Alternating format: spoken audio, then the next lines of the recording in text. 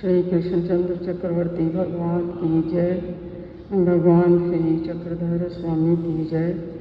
ग्रंथराज श्रीमद् भगवद गीता की जय। ग्रंथराज श्रीमद् ब्रह्म विद्या शास्त्र की जय।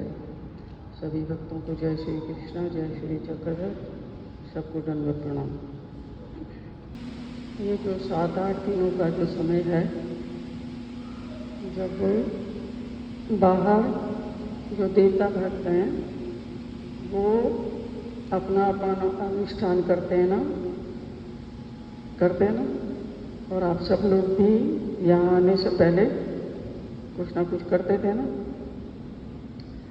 तो भगवान ने बताया है, श्री कृष्ण भगवान ने भी बताया है और चक्रधर जी ने भी बताया है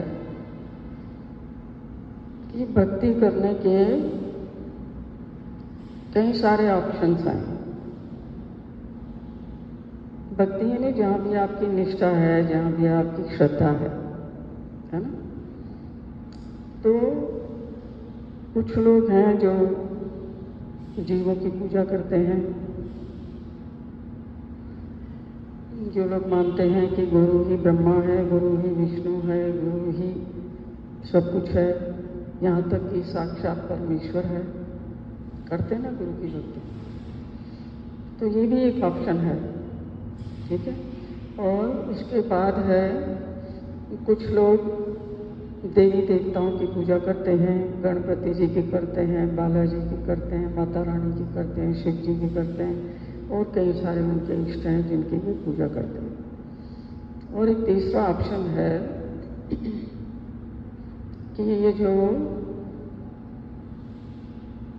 पूर्वज होते हैं ना, जो शरीर छोड़ गए होते हैं,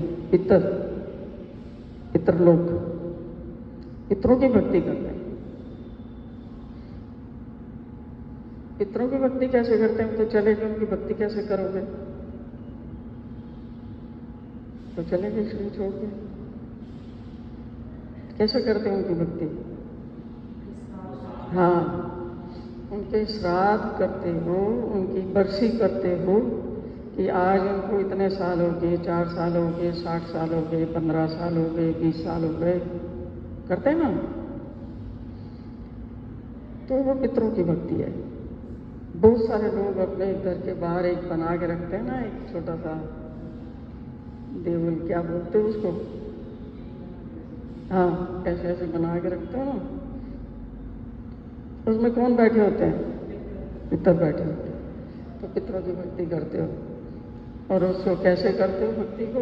उनके लिए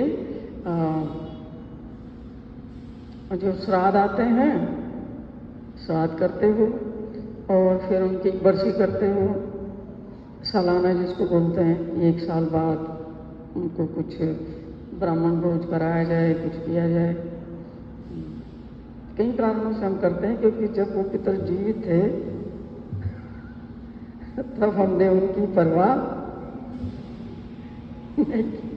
उनके साथ लड़ाई करते थे, झगड़ा करते थे, गालियाँ देते थे, उनको समय से जो न खाना देते थे, न कुछ देते थे। अब अंदर से गिल्ट होती है कि कहीं उसका जो है ना, जो घूम रहा है भूत प्रेत या जो भी, पता नहीं उनकी क्या गति हुई है, जहाँ भी कहीं वो घूम घाम रहे हैं, मेरे को वो कष्ट ना दें और स्पेशली मेरी औलाद को कष्ट ना दें। इसके लिए ये सारे कार्यक्रम किए जाते हैं। तो जहाँ पर डर आ जाता है वहाँ भक्ति होती है। कोई तुम्हारी गर्दन पे चक्कू रख दे और फिर कहे कि तुम्हारी मेरे में निष्ठा है, कैसे निष्ठा होगी? डर से निष्ठा होती है। तो हम उनकी भी भक्ति करते हैं। 3 ऑप्शन हो गए ना। एक, जीवों की भक्ति करते हैं। जीवों की भक्ति कैसे करते हैं? बहुत सारे लोग हैं जो ये मानते हैं, उनको बेचारों को बचपन से पता नहीं कब से पढ़ाया लिखाया गया था। भारतवर्ष में ही कई जगहें हैं, बाहर का तो कह नहीं सकते, भारतवर्ष में ही कई जगहें हैं जहाँ पर पति को परमेश्वर माना जाता है। तो वो पति की पूजा करते हैं परमेश्वर मान के। जानते हो ऐसे लोगों को किसी को, या तुम खुद ही करते थे?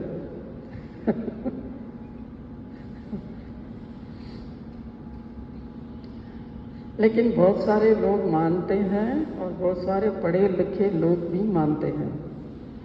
हम किसी ऑफिस में गए थे एमसीएफ में, तो किसी मंदिर के किसी सरकारी काम से गए थे, तो वहाँ जो मैडम थी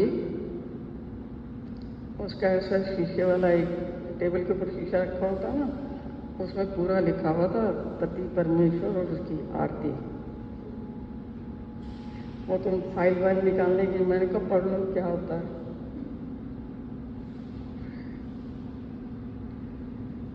जो कुछ भगवान के लिए होना चाहिए था वो सब वो पति परमेश्वर के लिए है। वो सेम चीज़ है पूरी, उसकी एक वो चालीसा या स्तोत्र या गायन जो है वो वहाँ पर लिखा पड़ा है। तो मैंने उसको स्वाभाविक पूछ लिया, मैंने कहा ये तुमने यहाँ लगा रखा है तो इसको कितनी बार पढ़ना होता है? कह रही 3 बार तो जरूर पढ़ते हैं, सुबह पढ़ते हैं, दोपहर में पढ़ते हैं, रात में पढ़ते हैं।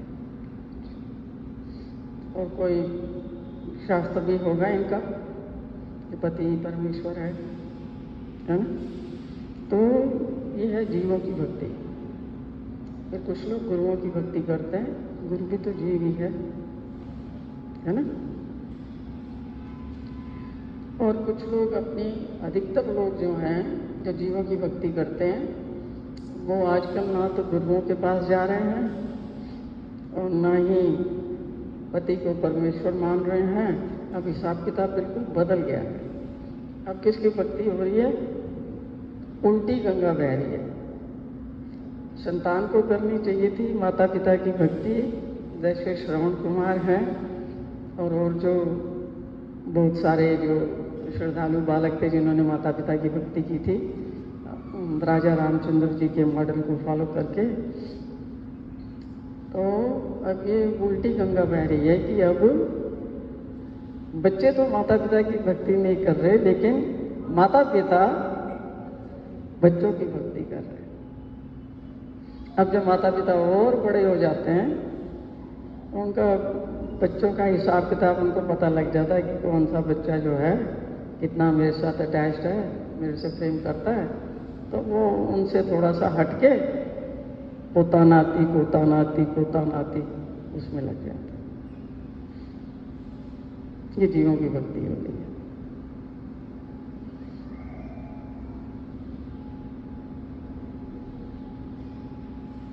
पितरों की भक्ति तो पता है आपको, है ना? वो श्राद्ध वगैरह जो करते हैं। और देवी देवताओं के, हर एक देवी देवता का अपना अलग अलग अनुष्ठान है, उनके अलग अलग रंग हैं जो उनकी पसंद के हैं, उनको अलग अलग फूल चढ़ता है, उनको अलग अलग भेंट होती है, उनका सब हिसाब किताब अलग अलग है।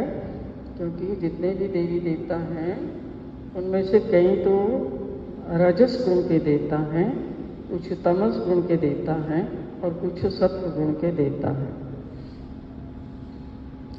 जितने भी देवताएं हैं सभी त्रिगुणात्मक हैं। त्रिगुणात्मक समझते हैं? तीनों गुणों के अधीन हैं, उनके अंतर्गत आती हैं। और कोटि कोट देवी देवता हैं हर एक ब्रह्मांड में, तो उनकी पूजा होती है, उनके अलग अलग विधान हैं।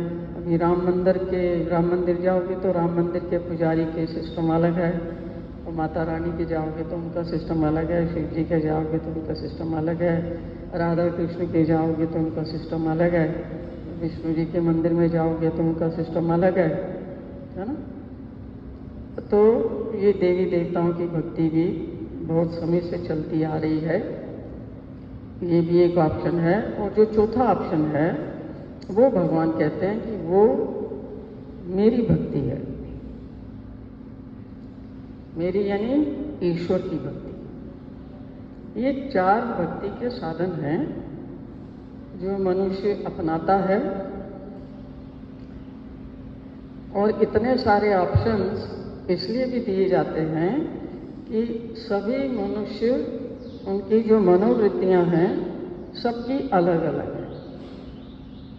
जिसकी तामस मनोवृत्तियां हैं, अब उसका जो इष्ट है वो सात्विक तो नहीं हो सकता, उसके लिए फिर तमोगुण के देवता हैं। जो राजस है बहुत ज़्यादा, उसके लिए रजोगुण के देवता हैं, और जो थोड़े बहुत सात्विक हैं उनके लिए सतोगुण के देवता हैं। लेकिन जो जानने की बात है कि देवताएं जितनी भी हैं सब त्रिगुणात्मक हैं, यानी तीनों गुणों के दायरे में है। और ईश्वर जो है, और ईश्वर की भक्ति वो होती है त्रिगुणातीत की भक्ति, जो तीनों गुणों से परे है, जो तीनों गुणों से पार है, जो तीनों गुणों का स्वामी है। वो तीनों गुणों के अधीन नहीं है, बट इन तीनों गुणों का स्वामी है। ये अंतर है। और जैसी भक्ति होगी, जो आपका इष्ट है वही आपको उसका फल भी देता है। जो कलयुग के जो देवता धर्म है उसमें आता है, तीर्थ आते हैं, क्षेत्र आते हैं, और तीर्थ और क्षेत्रों पर जाकर के उनके लिए व्रत किए जाते हैं, उपवास किए जाते हैं, और फिर उसके अनुसार जो भी उनका विधान होता है उनके विधान से दान और दक्षिणा का कार्यक्रम किया जाता है। ये कलयुग का जो देवता धर्म है। हर एक युग का अलग अलग अलग देवता धर्म है, क्योंकि हर एक युग की जो इंचार्ज देवता है वो अलग है। तो जो देवता जिसकी मिनिस्ट्री चलती है जिस युग में, वही उसका विधान भगवान की आज्ञा से वही उसका विधान सेट करती है, और उसके हुक्म के अनुसार सब चलता है। तो कलयुग के देवताओं ने, ये उनका देवता धर्म है। वो कहते हैं कि अगर तुमने हमारा धर्म पालन नहीं किया तो कलयुग के बाद क्या है, कोई और युग है? कलयुग के बाद कोई और युग नहीं है। इसलिए कलयुग के बाद जो आदमी कलयुग में आने तक इन चारों में से किसी की भी भक्ति नहीं करता, ईश्वर की, पितरों की, जीवों की और देवी देवताओं की, किसी की भी भक्ति नहीं करता, जो अपने आप को ही सब कुछ समझता है, आपके मन के सहारे चलता है, मन की बात को मानता है कि मैं ही सब कुछ हूँ, अब मैं अपनी जिंदगी अपने आप चलाऊंगा, उसका रास्ता फिर बन जाता है अपनी इच्छाओं की पूर्ति करना। अपनी इच्छाओं की, अपनी पत्नी की इच्छाओं की, अपने पति की इच्छाओं की और अपने बच्चों की इच्छाओं की, वो उनकी इच्छाओं की पूर्ति के रास्ते में लग जाता है। वो कोई दान धर्म या कोई ऐसी चीज़ नहीं करता है, ना ही उनके तीर्थों पे जाता है, ना ही कोई व्रत उपवास रखता है, ना ही कुछ करता है। वो कहता है मैं ही सब कुछ हूँ।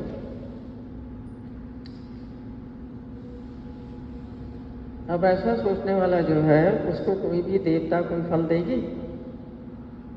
देवता तो फल देगी जब आपने कुछ किया, कुछ तो अनुष्ठान किया। देवता ऐसी होती कि देवता जो है बगैर क्रिया के कोई भी फल नहीं देती। बजाय इसके देवताएं निष्ठुर हैं, वो उतने का ही फल देती हैं जितना आपने किया है। ये कैसे पता चला? एक आपने वो कथा सुनी होगी, अर्जुन के पिता पांडु की, सुने ऐसी कथा? हाँ, उनकी कथा जो है वो ऐसे चलती है कि उन्होंने स्वर्ग की प्राप्ति के लिए, ये सबका अलग अलग विधान है। स्वर्ग चाहिए तो ये करना पड़ेगा, पुत्र चाहिए तो ये करना पड़ेगा, पुत्री चाहिए तो ये करना पड़ेगा, पत्नी चाहिए तो ये करना पड़ेगा, व्यापार चाहिए तो ये करना पड़ेगा। एक पूरा कर्मकांड का सिस्टम दिया गया है वेदों में जो बताता है, जो ये पंडित और ब्राह्मण आपको बताते हैं कि आप ये करो। तो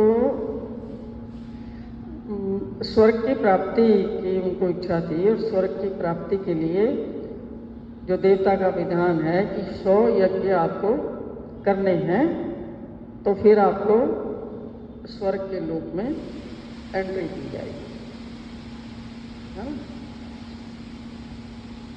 अब पांडु राजा की उन्होंने 99 यज्ञ कर दिए। अब अचानक किसी कारण से उनकी मृत्यु हो गई।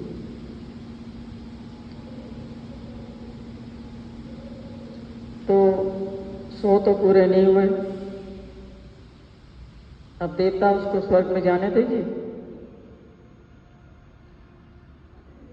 देवताओं को इसलिए निष्ठुर कहा जाता है कि एक साधारण व्यक्ति देख लेता है कि अगर किसी बच्चे के 99 नंबर आ रहे हैं तो उसको 1 नंबर ग्रेस का भी दे देता है कि इसके 100 नंबर जो हैं खंडित ना हो जाएं। मतलब थोड़ी बहुत उनके अंदर दया का भाव होता है। लेकिन देवताएं जो हैं, भगवान की ऐसी बनाई हुई सरकार है कि वो जैसा बताया गया है हूबहू वैसा करते हैं। रत्ती भर भी उसमें अपना खोपड़ा या अपनी बुद्धि या अपने विचार नहीं लगाते। इतने मतलब आज्ञाकारी हैं भगवान के। तब उसका क्या हुआ होगा?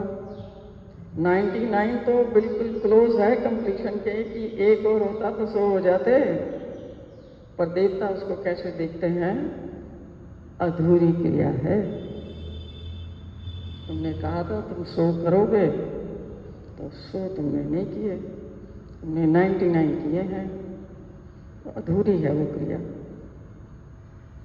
आपको एंट्री नहीं दे सकते। 99 यज्ञ, एक यज्ञ करने पता कितना सामर्थ्य चाहिए? 70-80 हज़ार तो वो आते हैं, साधु आते हैं, ऋषि मुनि आते हैं, फिर उनका खाने का, फिर उसमें अन्न दान है, द्रव्य दान है, भूमि दान है, गौ दान है, स्वर्ण दान है, पता नहीं कौन कौन से दान हैं, वो सारे करके और निष्ठापूर्वक सब कुछ किया गया। शुद्ध भावना इंद्र देवता के प्रति रख के वो किया गया, तो आपका एक यज्ञ पूरा होता है। ऐसे उस व्यक्ति ने, पांडु राजा ने 99 कर लिए। अब वो कह रहे यार मृत्यु मेरे बस में तो नहीं थी, अब मेरी मृत्यु होगी, मैं क्या करूं? वो कह रहे that is your problem, that is not my problem. तुम्हारी प्रॉब्लम है, पर तुम्हारी कर्मों ने तो की ना। आपका जन्म और मृत्यु तो आपके कर्मों से होता है ना। वो कह रहे तुम ही तो जिम्मेदार हो। जब तुम्हारे कर्म जिम्मेदार हुए तो तुम ऐसे कैसे इनोसेंट बन रहे हो जी मेरी तो जी मृत्यु हो गई जी, मेरे बस में नहीं थी। तुम्हारे कर्मों के कारण ही तो हुई। कर्मों के कारण ही तो आते हो, कर्मों के कारण ही जब श्वास खत्म हो जाते हैं तो जाते हो। इसमें दोष किसका है? किसका दोष है? हैं? हमारा ही दोष है। हमारी कर्म तो हमारे ही है ना, हमारे कर्मों का दोष है। तो जी उसको स्वर्ग में एंट्री ना दे करके कहाँ रखा गया?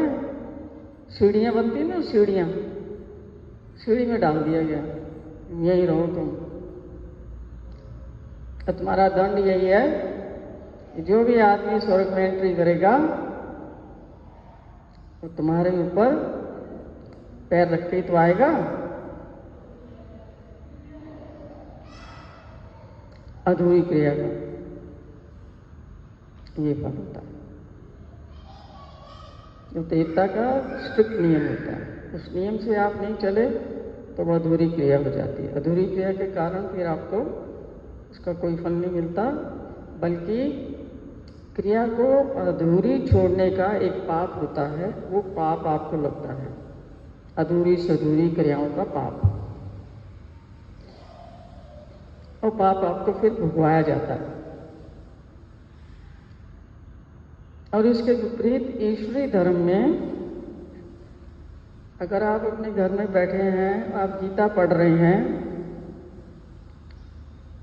और कोई बाहर से आ जाता है, आपका कोई रिश्तेदार आ जाता है या कोई और आ जाता है या कोई दूध रखने वाला आ जाता है या किसी चीज़ को कोई ठीक करने वाला आ जाता है, तो अब आपको अपना वो तो छोड़ना पड़ेगा ना उससे बात करने के लिए। तो भगवान की भक्ति में ये अधूरी सुधूरी कोई भी क्रिया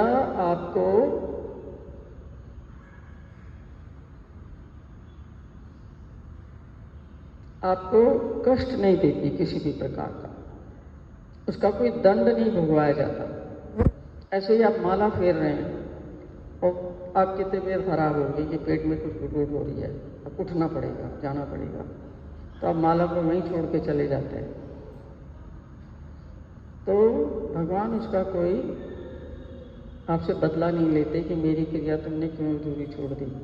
और देवता का कुछ यज्ञ हो रहा है, कुछ अनुष्ठान हो रहा है और तुमने वहाँ पर बैठना है, उसका शुभ मुहूर्त निकाला गया है और उस समय तुम्हारे पेट में गुड़ गुड़ कुछ हो जाएगी और तुम्हें जाना पड़ेगा, तो वो सारी क्रिया का क्या होगा?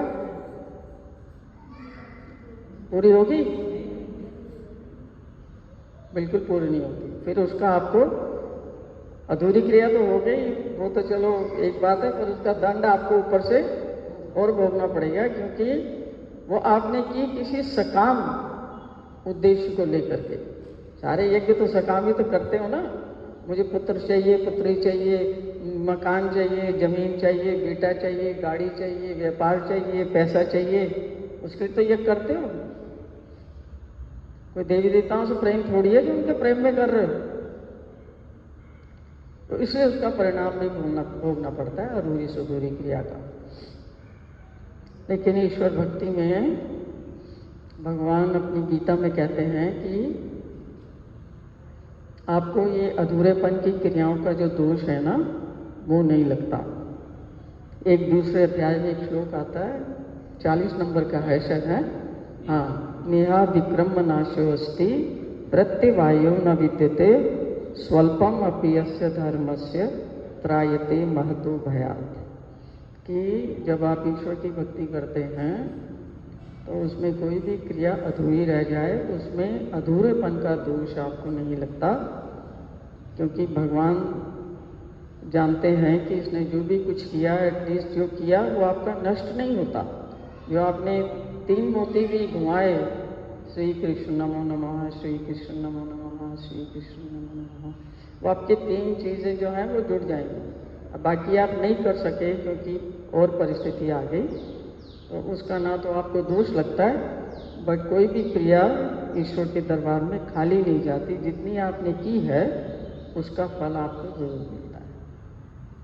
ठीक है, तो ये 4 ऑप्शंस हैं और इन चारों ऑप्शंस में जो जिस युग में हम रह रहे हैं, कलयुग में, कलयुग का जो देवता धर्म है, तीर्थ क्षेत्र व्रत और दान, ये आपको पता है कि ये अधिकतर जो तीर्थ स्थल उनके बने हुए हैं, जहाँ पर कोई ना कोई नदी है, नदी के किनारे कोई मंदिर है, मंदिर के किनारे कोई संत बैठे हुए हैं, स्थान बने हुए हैं ना देवी देवताओं के बहुत सारे।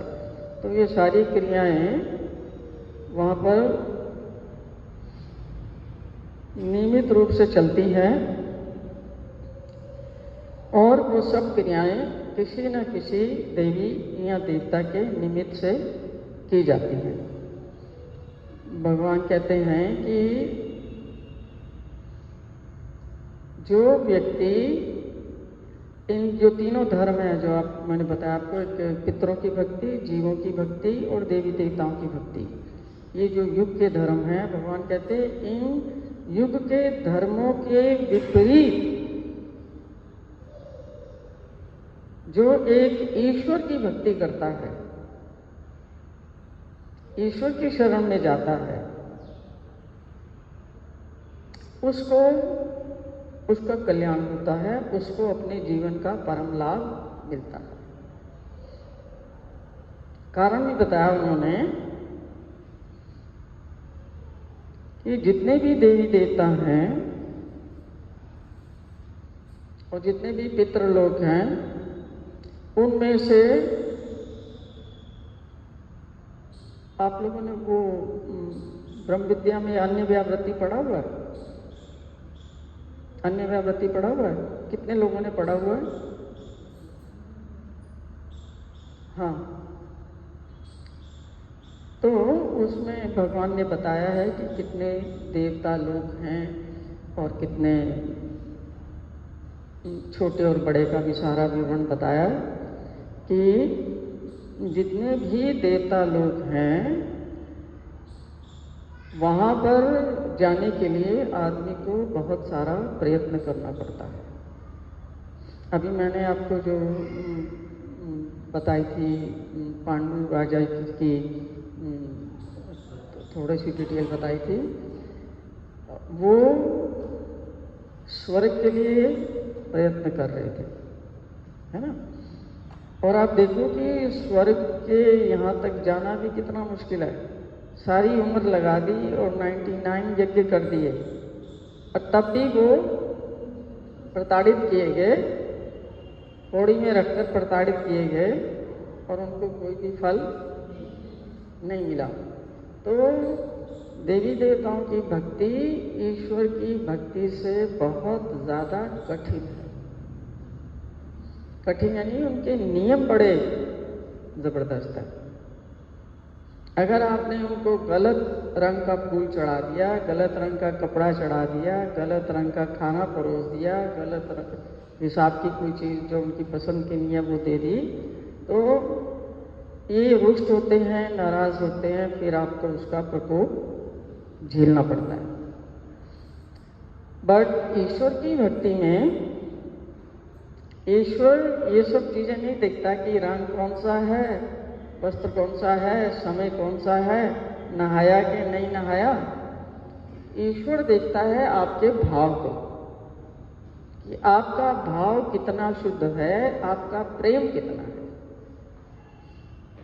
इसलिए ईश्वर के लिए की गई प्रेम की क्रियाएं चाहे कैसी भी हों, ईश्वर उनको स्वीकार करता है। और जो स्वीकार करता है तो उनका फल भी वही देता है। और ईश्वरीय धर्म में कोई अधूरी क्रिया नहीं मानी गई। भगवान कहते हैं कि प्रत्येक क्षण एक नया क्षण है।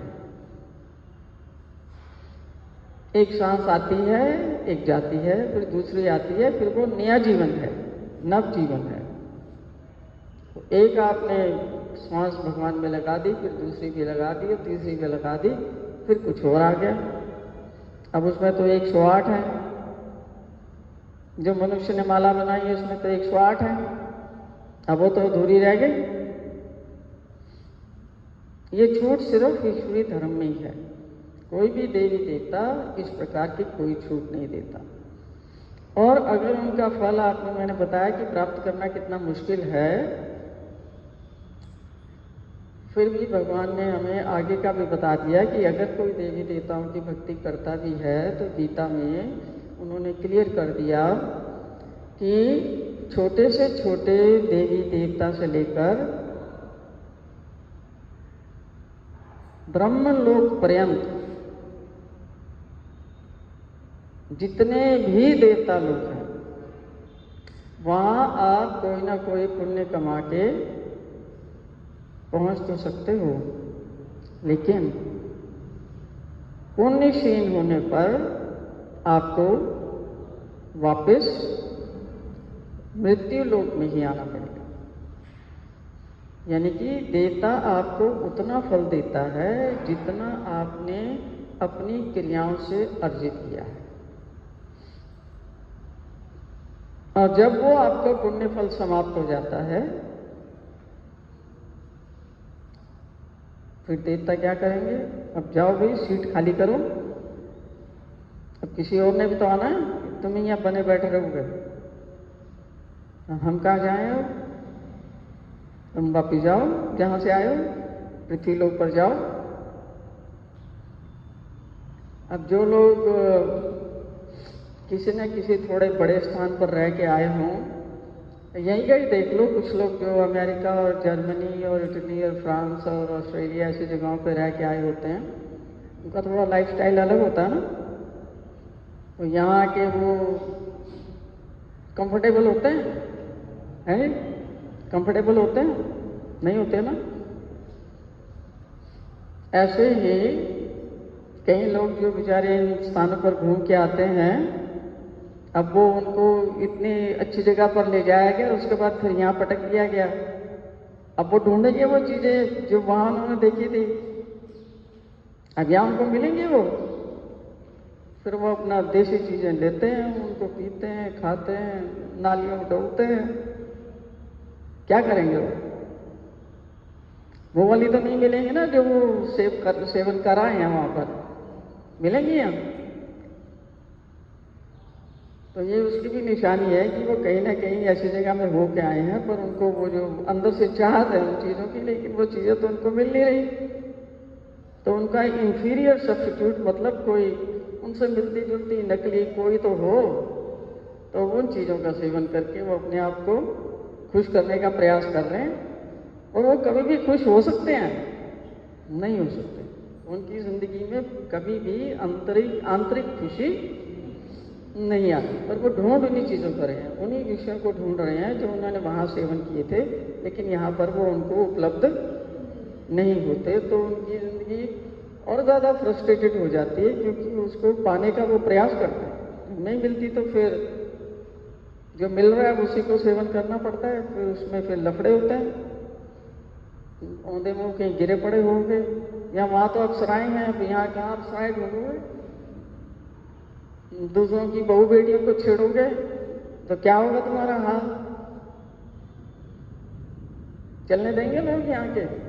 वहां तुमको दी जाती है कि चलो तुम भोगने के लिए आए हो, भोगो यहाँ पर। अब भोग खत्म होते ही आपको यहाँ पे चला। एक नवे अध्याय में भी भगवान ने श्लोक बोला है कि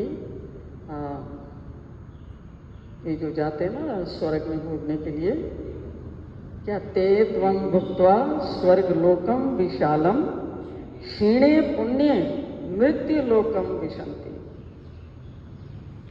जाते भी हैं ना स्वर्गों में या बाहर कुछ ना कुछ भूमि में भोगने के लिए, जब पुण्य क्षीण होते हैं तो उनको वापस मृत्यु लोकम विशंति, मृत्यु लोक में ही आना पड़ता है। और बाकी जो कर्म रह गए उनके अनुसार जो भोग बाकी बचे पड़े उनको भोगना पड़ता है। तो शांति उसमें कहीं नहीं है, पीस ऑफ माइंड नहीं है, शांति नहीं है, कर्म के बंधनों से छुटकारा नहीं है।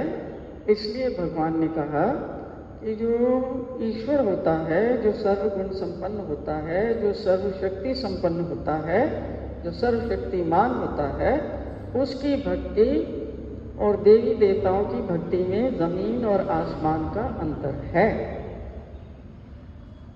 एक जो है मुक्तिदायक है ईश्वर की भक्ति, और देवी देवताओं की भक्ति, पितरों की भक्ति, जीवों की भक्ति मुक्तिदायक नहीं है। वो आपके कर्मों के बंधनों को नष्ट नहीं कर सकती। इसलिए ईश्वर की भक्ति का जो है ना ऑप्शन जो है सबके लिए कल्याणकारी है। हम सब लोग जो यहाँ बैठे हुए हैं किसी न किसी गुरु की भक्ति करते थे, किसी देवी देवता की भक्ति करते थे, और करते करते हम यहाँ तक पहुँचे हैं। वो भी भक्तियाँ कोई खराब नहीं हैं, वो स्टेजेस हैं कि शुरू में सब माता पिता की ही भक्ति करते हैं। छोटे बच्चे होते हैं ना, उनके लिए तो माता पिता ही सब कुछ है। थोड़े बड़े हो जाते हैं तो फिर हम किसी और चीज़ में लग जाते हैं, शादी हो जाती है तो जो ससुराल वाले कहते हैं उसमें लग जाते हैं। तो ये कंटिन्यूस ग्रोथ चलती रहती है।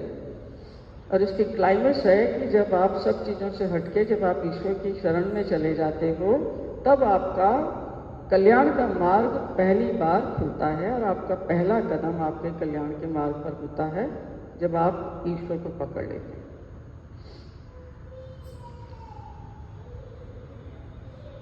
और सभी धर्मों में सेवा को बहुत महत्व दिया गया है। जितने भी धर्म हैं उन सब धर्मों में सेवा को बहुत महत्व दिया गया है।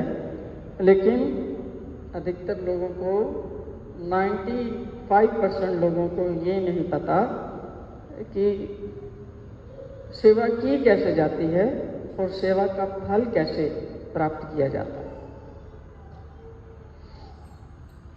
एक ये लीला है, इसमें भगवान श्री चक्रधर स्वामी की, वो मैं पढ़ती हूँ आपके लिए।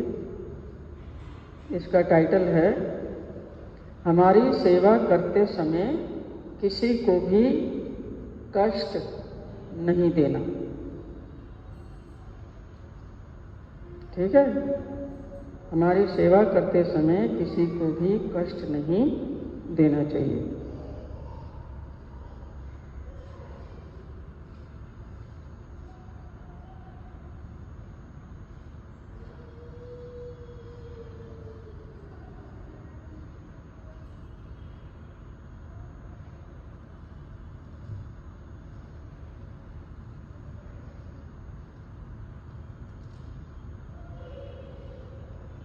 एक बार की बात है, ये लीला है छिन्नस्थली की।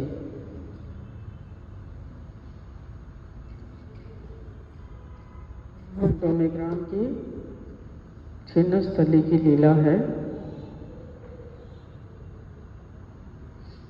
भगवान श्री चक्रधर स्वामी जी का निवास वो छिन्न पापी नाम की गुफा है, वहां पर था।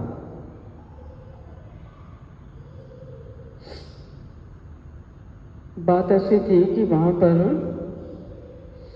एक ही कमरा था जिसमें भगवान और उनकी एक सेविका थी बाईसा, ये दोनों वहाँ रहते थे। तो जो भक्त लोग और थे उनके रहने की कोई व्यवस्था नहीं थी।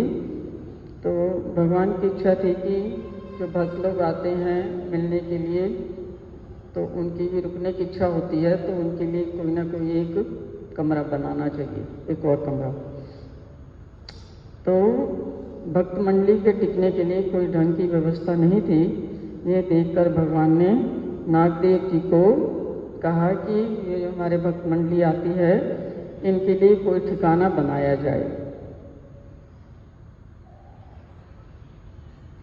तो फिर वहाँ जो नज़दीक रहने वाले भक्त थे उनके घर से कुछ लाया गया, कुछ लकड़ी वगैरह लाई गई, कुछ तख्त लाए गए, कुछ सामान मंगवाया गया और कुछ चुनाई का काम सारे भक्त लोग मिलकर करने लगे।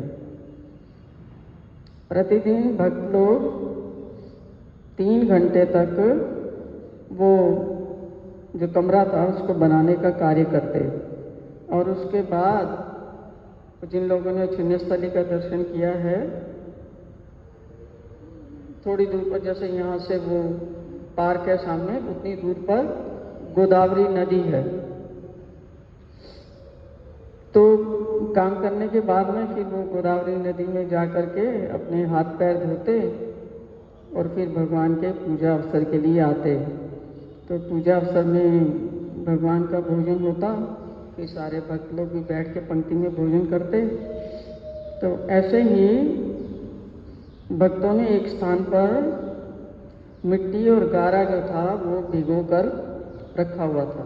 वो सीमेंट वीमेंट तो ऐसी चीज़ें तो नहीं होती थी तब, पर मिट्टी होती थी, गारा होता था और उसे कच्ची चुनाई बोलते हैं उसको, और कच्चे ही बनते थे सब मकान।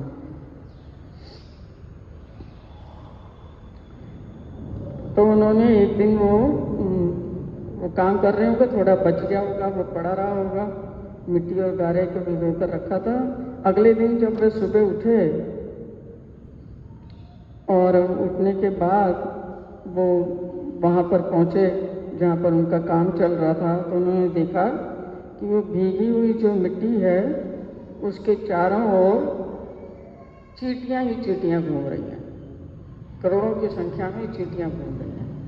अब चींटियों को तो ठंडक चाहिए, गर्मी होगी तो वो मिट्टी में ठंडक होती है, वो अपना आग में बैठ के अपना मौज मस्ती कर रही हैं। हज़ारों चींटियाँ उसमें आ गई। सारा गारा चींटियों से भरा हुआ था। अब वो दुविधा में पड़ गई कि अब क्या करेंगे। अगर वो उसको गारे को उठा के उसकी चुनाई करते हैं तो सारी चींटियाँ मरेंगी ना, सारी की सारी।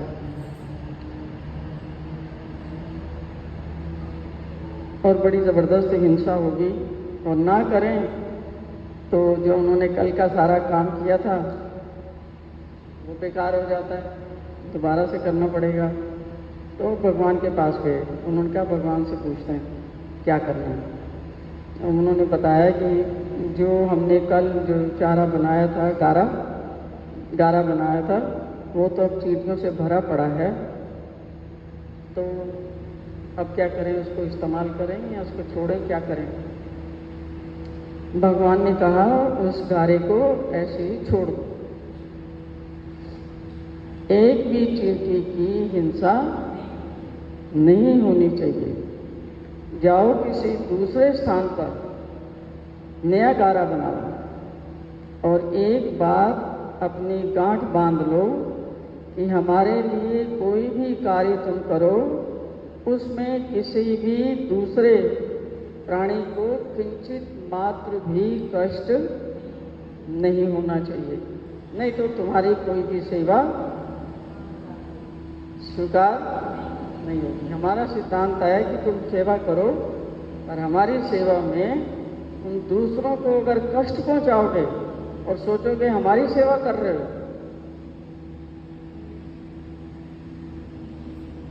तो ऐसा नहीं है।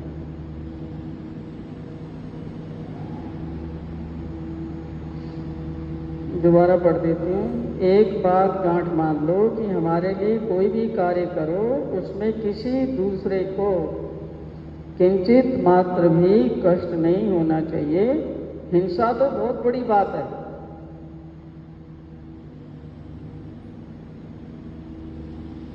तो भक्तों ने फिर वो जगह छोड़कर दूसरी जगह पर नया गारा बनाया और वहीं से फिर नए कमरे का निर्माण शुरू किया। देखो, हिंसा एक ऐसी चीज है, चारों युगों में सतयुग, त्रेता, द्वापर और कलयुग, चारों युगों में हिंसा को महापाप बताया गया। और ये हिंसा को समझना चाहिए कि हिंसा है क्या चीज और हिंसा होती क्यों है।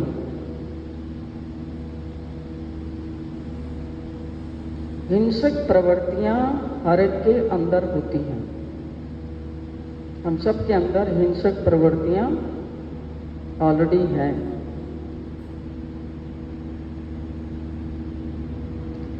उनकी शुरुआत कैसे होती है?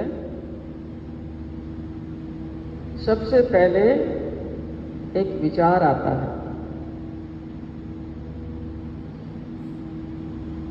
अगर ये घटना अब हो रही होती हमारे सामने, तो हमारे दिमाग में पहला विचार क्या आता है? अगर हमने बना रखा है कुछ मसाला सीमेंट का और डस्ट का और चीज़ों का, और उसमें चींटियां आ गई, हमारे दिमाग में पहला विचार क्या आएगा?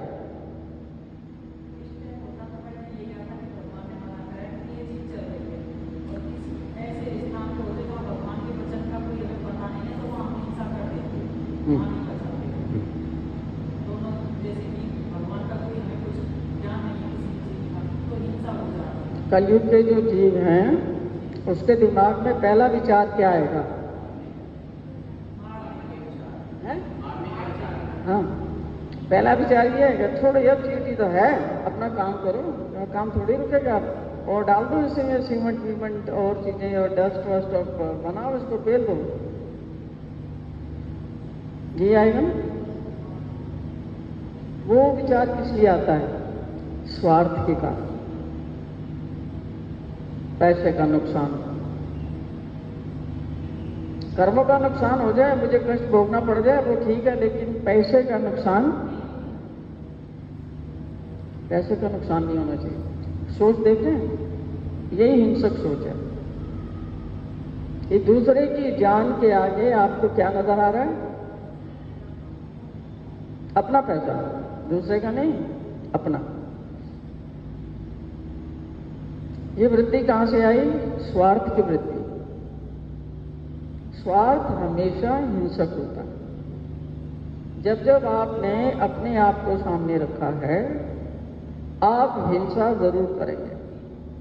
अपने आप को मतलब अपनी ईगो को, अपने अहंकार को। जब जब आप अपने अहंकार को आगे रखते हैं, वही आपसे हिंसा करवा के छोड़ेगा।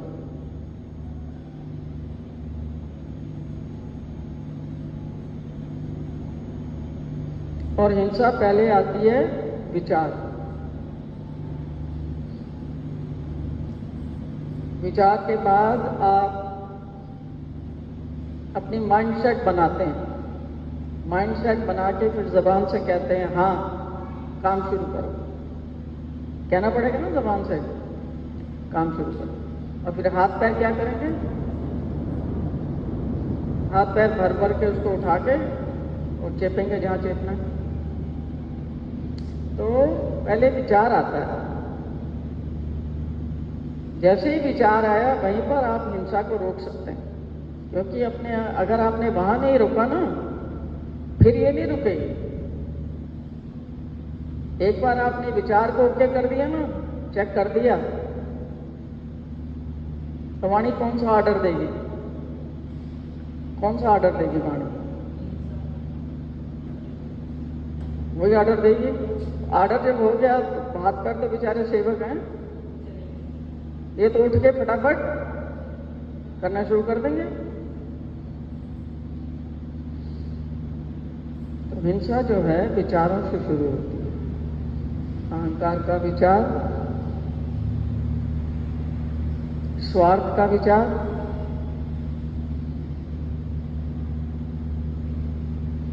इस केस में नो रेस्पेक्ट फॉर लाइफ। ये छोटी चीज नहीं है। चींटी में भी उतनी जान है, वो भी सांस लेती है जैसे आप लेते हैं या जैसे हाथी लेता है। उसके बेचारी का साइज ही तो छोटा है, उसके प्राणों में कोई अंतर है क्या?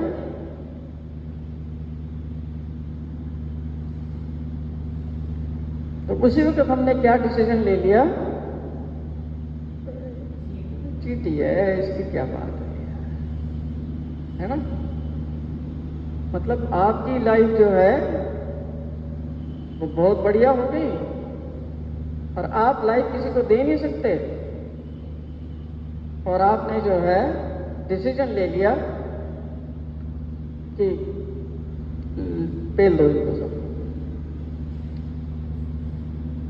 यहां से पता लगता है कि आपकी जीवन के प्रति कैसी विचारधारा है, आपके विचार कैसे हैं जीवन के प्रति। आप जीवन के बारे में क्या सोचते हैं, अपने बारे में क्या सोचते हैं कि आपको किसी की लाइफ लेने का अधिकार है? जब आप किसी को जीवन दे नहीं सकते तो आप किसी का जीवन लेने का आपका अधिकार है? तो ये क्या है बेसिकली? ये मन की, हृदय की कठोरता है जो आपको ऐसे विचार देती है। जितना हृदय कठोर होगा उतना वो चाहते ना चाहते हुए भी हिंसक अवश्य बनेगा। विचारों से हिंसक, दूसरा वाणी से हिंसक। हिंसक वाणी कैसी होती है?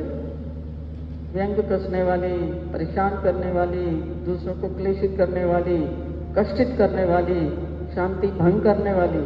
कहां से उठ रही है? हिंसक विचारों से ही तो आ रही है।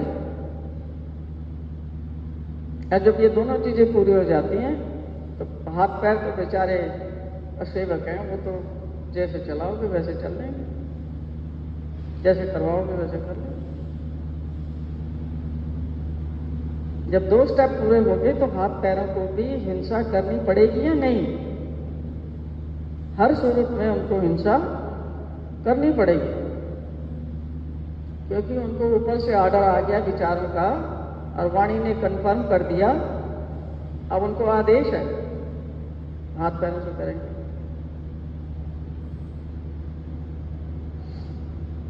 और सेवा करते समय हम अपनी जबान को बंद नहीं रखते, इसलिए जबान से कितने दोष कमाते हैं। जो दूसरों का कैरेक्टर असैसिनेशन करते हैं उनकी बातें करके कि वो ऐसे करती है, वो ऐसे करता है, उसने ऐसे कर दिया, उसने कल भी मेरे साथ ऐसे किया था, परसों भी ऐसे किया था, 2 साल पहले भी ऐसे किया था, ये तो ऐसे ही करती है, ये तो ऐसे ही करता है। हम चुप रह के कोई काम करते हैं? 2 आदमी को कहीं लगा दिया जाए तो चुप रह के काम करेंगे? सेवा करेंगे चुप रह के? नहीं करते। जब नहीं करते तो अंदर क्या अधेड़ बुन चल रहा है दिमाग में? यही चल रहा है, कुछ और चल रहा है? यही चल रहा है, कुछ और चल रहा है? तो तुम्हारी सेवा स्वीकार कर लेंगे भगवान? 100 साल भी करते रहो, कर लेंगे कुछ? क्यों नहीं करेंगे? हाँ, जो हमारी विचारधारा है, जो हमारी भावना है, अगर भावना शुद्ध नहीं है, इसलिए कुछ लोग पाते हैं कि वो 20 साल से, 40 साल से, 30 साल से, 10 साल से, 2 साल से सेवा कर रहे हैं, लेकिन उनको कुछ भी लाभ प्राप्त नहीं हो रहा, कुछ भी योग्यता प्राप्त नहीं हो रही धर्म में। वो किस लिए? इसी कारण से कि विचार दूषित हैं, भावनाएं दूषित हैं, तो एक्शंस अपने आप दूषित होंगे या नहीं? अगर आपके विचार दूषित हैं, हृदय की भावनाएं दूषित हैं, तो तुम्हारे हाथ पैर शुद्ध काम कर सकेंगे? कोई कर सकते हैं? ये तो बेचारे सेवक हैं, इनको तो जैसे मर्जी चला दो।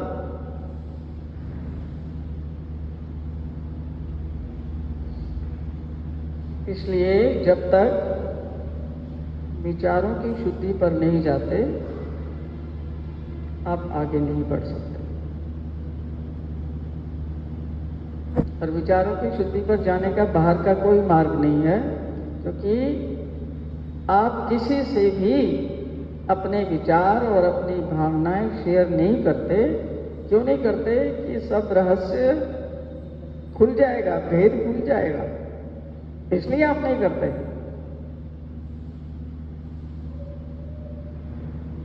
और ढोंग और पाखंड का जीवन जीते हैं,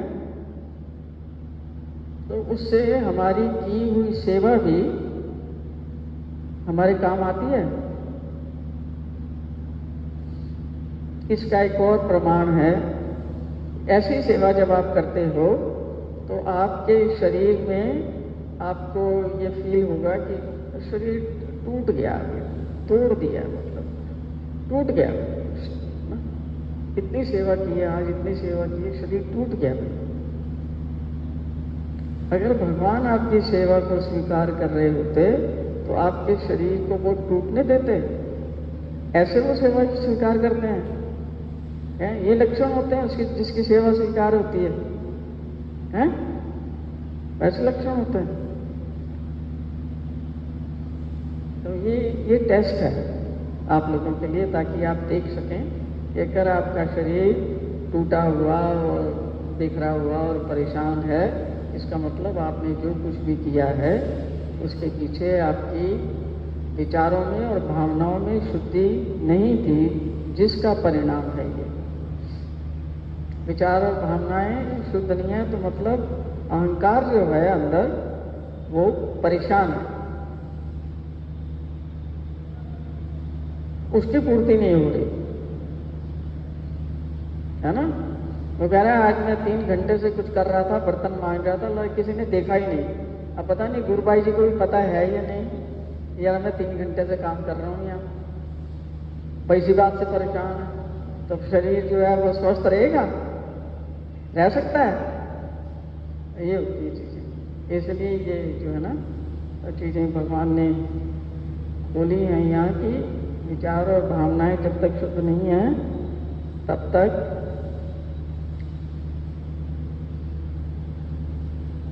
आपको वो क्रिया का पूरा फल नहीं मिलता, स्वीकार में नहीं जाती। इसलिए भगवान ने फिर ये दोबारा पढ़ते हैं, उन्होंने कहा है कि हमारी सेवा करते समय किसी को भी किंचित मात्र भी कष्ट नहीं होना चाहिए।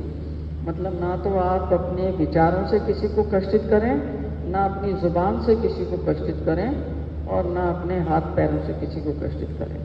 अगर आपने मानसिक तौर पर उसको रोक लिया या वाचिक तौर पर भी रोक लिया तो हाथ पैरों से हिंसा से बच जाओगे। पर अगर आप विचारों को नहीं रोकते और बकबक आपके अंदर चलती रहती है और बकबक अंदर चलेगी तो बाहर आएगी ही नहीं, बाहर आती है ना फिर। तो वो तुम्हारी सेवा भगवान स्वीकार कर लें जो बकबक के साथ की हुई है, दूसरों के साथ अभद्र व्यवहार करके, ऊंचा बोल के, कटक्ष बोल के, एक दूसरे की टांग खींच के, इसका ये करके, उसका वो करके, ऐसे करके सेवा की हुई है, तो स्वीकार कर लेंगे कोई? फल मिल जाएगा उसका? स्वीकार ही नहीं करेगा तो फल क्या देगा? तो उन्होंने अपनी कंडीशन बता दी है कि मेरी सेवा करते समय किसी को भी किंचित मात्र भी कष्ट नहीं होना चाहिए। तो इस तरह भगवान ने भक्तों को किसी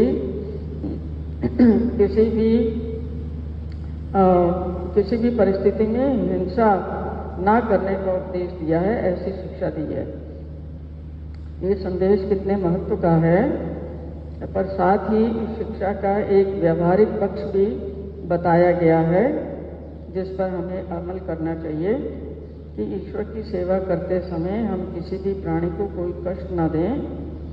कई बार पूजा पाठ, उपासना, भजन कीर्तन जैसी विधि को करते समय हम दूसरों की असुविधा का ध्यान नहीं करते, कहीं उनको कष्ट ना हो रहा हो ऐसा सोचते तक नहीं, और हम सोचते हैं कि हम पूजा उपासना जैसा पुण्य कार्य कर रहे हैं, इसमें किसी को क्या एतराज होगा।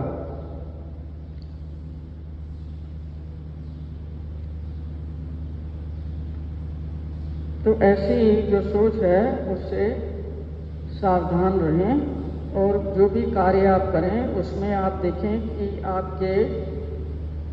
आपकी मनोस्थिति कैसी है, मानसिक स्थिति कैसी है, आपके शब्द कैसे हैं जो आपके मुंह से आ रहे हैं। 95% जो हम दोष कमाते हैं हीन विचारों से और हीन भावनाओं से अपनी वाणी के कारण, क्योंकि हीन विचार और हीन भावनाएं जब अंदर होती हैं वो फूट के कहाँ से आती हैं? फूटने का रास्ता क्या है? ये मुंह है, इसी से फूट के बाहर आती हैं। इसी से पता लगता है कि आदमी कितना भक्ति में लीन है और कितना अपने अहंकार से प्रताड़ित है, अपने को भी कष्टित कर रहा है और दूसरों को भी कष्टित कर रहा है, ना खुद आगे बढ़ता है ना दूसरों को आगे बढ़ने में सहायता करता है।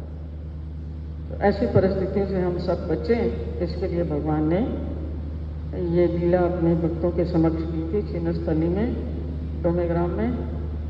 तो नेक्स्ट टाइम फिर इसमें आगे बढ़ेंगे, ठीक है।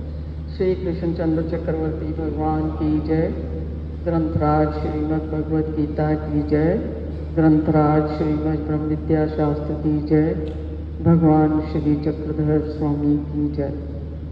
आप सबने ध्यान से सुना, इसके लिए आपकी आभारी हूँ। सब भक्तों को दंडवत प्रणाम।